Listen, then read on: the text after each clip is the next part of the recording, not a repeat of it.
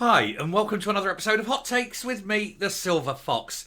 Did a couple of short videos last night, and I said that I'd be doing them in full. And this is the first of them. So we're going to start this Friday with a lovely bit of news, and it's about the living donors. Now, for those of you who saw the short last night, that's fine. For those who didn't, it turns out that in the entirety of 2023, the SNP received £258,000 in donations. Only £5,000 of that came from living donors. And in fact, it came from one single donor. Now, they have to declare any donation above £500. So of all that money, only one living donor of £5,000. Everyone else was money left in wills. Now, as time goes on, of course, those wills will dry up. Times are hard. People don't have as much cash to leave. And, of course, as the party changes, these generally tend to be older people. And older people tend to have a different view on this political thing, number one. And secondly, as the party changes, more and more people are less inclined to leave money to the party. And indeed, with the falling membership it's got, it seems incredibly likely that even fewer will decide to leave anything at all in their wills. And it's very worrying, I think, for a party where your biggest form of income from members is wills. It isn't good. We're going to take a look at this, the struggle of funding in a year where there may well be a very early snap election. And they're already 1 million in the hole. Let's take a look. So, SNP Crisis, as just one living person made a major donation in 2023, with the rest of them from the dead. Only one living person made a donation of more than £500 to the Nationalist Party last year. Now, over £500, you must declare it, as I say. So the SNP received just one major donation from a living person last year, with the rest coming from the deceased. Electoral Commission figures show that a contribution of £5,000 was made by one living donor in 2023. However, Humza Yousaf's party was left £253,000 as bequests left in the wills of supporters who have died. But going forward, that number will steadily reduce over the years. And it says there, confirming it, all donations to political parties worth over £500 have to be registered and published, which they have done. The figures also show, and this is where we can bankrupt them. The figures also show that the SNP received £1.6 million in taxpayers' money, with £1.35 million coming from Westminster funds to help opposition parties. Now, that £1.35 million is Short's money, and that's what it's called. And it's money given to opposition parties based on the number of MPs they have. Now, they're getting £1.35 million a year. Now, I personally, all parties should get nothing. If you cannot stand on your own 2 feet, why should I, as someone who, say, supports Party A, be forced to pay money to Party B to fight against what I believe and voted for Party A? If a political party is unable to fund itself and stand on its own 2 feet, then it doesn't deserve to be. There is no God-given right for the Labour Party or the SNP or the Tories to exist.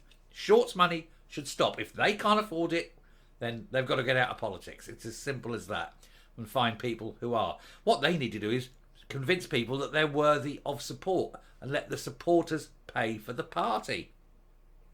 That's fine. However, 1.6 million that comes from taxpayers. If we can halve the number of, this is the Westminster money, 1.35 from Westminster. If we can halve the number of MPs at Westminster at the next election, that drops, that halves, that money halves. It's down to, £6,500, £700,000. But that's half the amount of money. Now, given that the latest figures they published were 800,000 in the hole, you can guarantee that's going to be over 1 million now. And after this election, which they've got to fight, and those leaflets and all the things and the TV adverts are not cheap, they've got to pay for all them. If we can do all that, get them to spend even more money, and then they lose half their seats, 40% of their seats, even better, 60-70% of their seats, then they are done. They've got this huge debt and absolutely no way of repaying it with cash flow if they're going to lose over half that 1.35 million a year. So it can be done. We can break them. And the way to do it is tactical voting. And I know a lot of you are up for it, but I know a lot of people reading in the comments before on other subjects aren't. But for one parliament only, hold your nose and vote not for anyone. Vote against the SNP. Whoever is in second place, whoever's most likely to take them out, vote for them. One parliament only. Get rid of the SNP, and then they're bankrupted and they've gone for good. It will be fantastic. Anyway, this comes as the Nationalist Party has grappled with a chaotic year in the wake of Nicola Sturgeon's shock resignation. And it isn't over yet. It is facing a police probe into its finances, amongst other things, which has led to arrests of several senior figures. The investigation has seen officers swoop on the Glasgow home of Sturgeon and the headquarters. Operation Branch Form centres on how more than 600,000, blah, blah, blah. We all know that. Anyway, he said, an SNP spokesperson said, the SNP is proud to be overwhelmingly funded by our ordinary members. Well, that's rubbish. It's only $250,000 funded by these wills. The most money, 1.6 million, comes from Parliament. Well, from the public funds, from the taxpayer. Now, they've only got, let's say, be generous, 70,000 members, £2 a month. That's 140,000 a month. Times 10, 1.4 million. It's less than 1.6 million. It's 1.54 million. So they're getting 1.54 million a year from their members, and then they're getting 1.6 million from the taxpayer. That's 3 million quid. 3.2 million quid. $250,000 there. Okay, so looking, let's say, be generous, 3.4 million a year. They're $1 million in the hole. They're down to 2.4 million. They've got a campaign to fight. That's gone. They've still got all the overheads. Office hire, car leasings, wages, you name it. They are operating. I actually think they're probably not operating legally. I think their expenses are greater than their income. And I think they're bankrupt. And I think, well, morally we know, but I think they're financially bankrupt. I don't think they should be trading. And if that is the case, it only takes one person with a debt who hasn't been paid, and he can call in the debt, take them to court, and he can actually force them into bankruptcy, force them into receivership.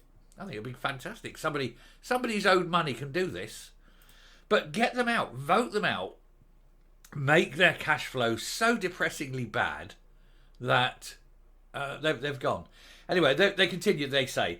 It said, as we gear up for the general election, we appreciate all donations from those who have the resources to do so and shout our ambition to escape the damage of Westminster control for good. Have they looked around at what they've done? It isn't Westminster that is destroying Scotland.